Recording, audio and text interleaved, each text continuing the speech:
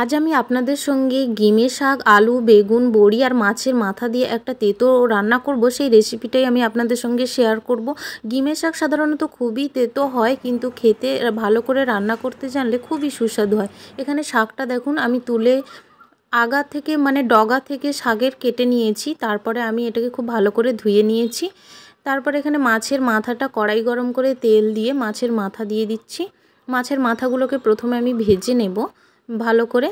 আর এই শাকটা সাধারণত খুব একটা চাষ তো করাই হয় না, এমনি জায়গা পড়ে থাকলে সেখানে বেশিরভাগ হয়। আর বিনা সার তেলে এই শাকটা খুবই ভালো আর শরীরের জন্য খুব উপকার। তো এই শাকটা এই গরমের সময় খাওয়া তো ভীষণই ভালো, কিন্তু এর তেঁতোটা খুব বেশি হয়। ভালো করে রান্না করতে জানলে এটা খেতেও কিন্তু রান্নার পরে খুবই সুস্বাদু হয়। এখানে আমি বড়িও নিয়েছি, বিউলির ডালের বড়ি। বড়িগুলোকে খুব ভালো করে ভেজে আমি এখানে লাল লাল করে তুলে নিচ্ছি। তারপরে আমি এখানে কড়াইতে দিয়ে দেবো আরও বেশ কিছুটা সর্ষের তেল। এখানে তেলের পরিমাণটা একটু বেশি রাখতে হবে, কারণ তেলের উপরেই তরকারিটা পুরোটা রান্না হবে।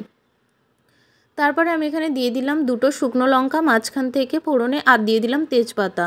দিয়ে একটু নেড়ে আমি এখানে দিয়ে দিচ্ছি পেঁয়াজ। একটু বড় সাইজের মিডিয়াম সাইজের একটা পেঁয়াজ আমি এখানে কেটে নিয়েছি, সেটাকে দিয়ে খুব ভালো করে লাল লাল করে ভেজে নিচ্ছি। তারপরে আমি এখানে দিয়ে দিচ্ছি আদা আর রসুন, আমি এখানে কুড়িয়ে নিয়েছি, 1 চামচ মতো এখানে দিয়ে দিলাম। তারপরে দিচ্ছি এখানে 5 ফোড়ন। 5 ফোড়ন দিলে খুব ভালো হয় তরকারির গন্ধটা, যেহেতু আমি এটা চচ্চড়ি করব সেই জন্য। তারপরে এখানে দিয়ে দিলাম একেবারে পরিমাণ অনুযায়ী নুন। তরকারি সবজি সমস্ত কিছু নুনটাই আমি একেবারেই দিয়ে দিলাম তেলের উপরে। দেওয়ার পরে আমি এখানে বেগুন আর আলু দেখুন একই রকম লম্বা লম্বা করে একটু কেটে নিয়েছি, ছোট ছোট করে সাইজ করেছি। কারণ এখানে আমি কোনো রকম জল ব্যবহার করব না, পুরোপুরি বেগুন আর আলুটা তেলের উপরেই রান্না হবে, সেই জন্য আমি এখানে ছোট ছোট করে কেটেছি মিডিয়াম সাইজের। তারপরে আমি এখানে একটু দিয়ে নেড়ে চেড়ে আমি এখানে দিয়ে দিচ্ছি শাকটা উপরে দিয়ে খুব ভালো করে চাপা দিয়ে দেবো। শাকের থেকে একটু জল বেরোবে আর সেই জলটাতে বেশ কিছুটা আলুটা সেদ্ধ হয়ে যাবে। এখানে অবশ্যই চাপা দিয়ে রান্না করতে হবে তরকারিটা, তাহলেই খুব তাড়াতাড়ি সেদ্ধ হয়ে যাবে। তারপরে আমি এখানে ঢাকা চাপাটা খুলে একটু নেড়ে দিচ্ছি। দেখুন মোটামুটি সেদ্ধ তো হয়েই যায়। এই দেখুন শাক থেকে কেমন জল ছেড়ে দিয়েছে এখানে। তারপরে আমি এখানে দিচ্ছি লঙ্কা গুঁড়ো, হলুদ গুঁড়ো আর জিরে গুঁড়ো।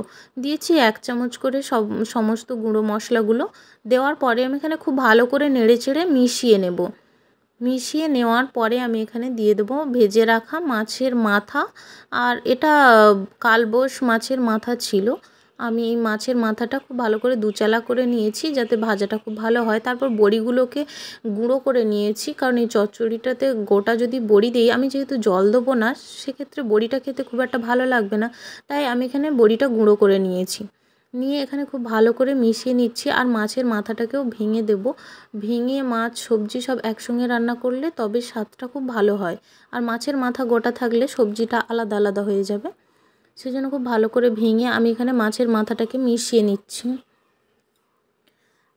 নেওয়া হয়ে গেলে আমি এখানে ফের চাপা দিয়ে বেশ কিছু সময় আরও সেদ্ধ হতে দেব। দেখুন আলুটা মোটামুটি 50%-এর উপরে সেদ্ধ হয়ে গেছে, যেটুকু বাকি সেটুকুও যাতে সেদ্ধ হয়ে যায়। ফের চাপা দিয়ে খুব ভালো করে নেড়ে চেড়ে শুকনো করে রান্না করতে হবে। যখন বেগুন, আলু আর এই শাক থেকে পুরো তরকারিটা থেকে যখন তেল ছেড়ে দেবে, তখনই একদম শুকনো শুকনো করে নামাতে হবে।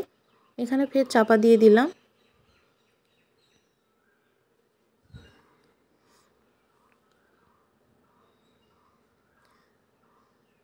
দেখুন মোটামুটি তেল ছাড়তে শুরুই করে দিয়েছে। এবারে আমি এখানে খুব ভালো করে নেড়ে মিশিয়ে নিচ্ছি মাছের মাথার সঙ্গে।